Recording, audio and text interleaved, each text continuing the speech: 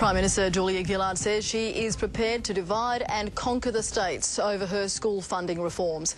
But Premier Colin Barnett has refused to cooperate, saying the PM has no respect for WA. Aleisha Banner has more. The Premier is adamant. There's a deal I'm not going to sign. I'm not about making a case.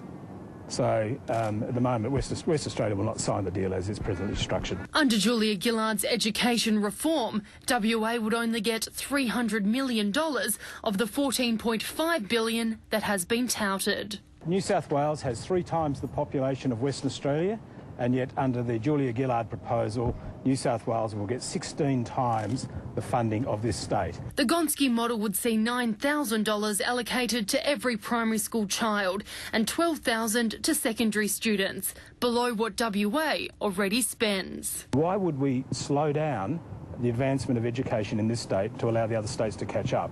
I mean, that's not equity. But the Prime Minister today threatening to bypass the Premier's roadblock. We can enter agreements with state governments, and we will, if they step up to the plate. And that shouldn't be too hard, with many of the other states admitting the $14.5 billion offer is tempting. In principle, we agree, and we've said that. But we need to make sure that there aren't schools that are missed out in the process. That I have an open mind, and indeed I'm passionate about our kids' education. Ms Gillard says she's determined to make the funding reforms law before the election. Well, clearly there's a political objective here.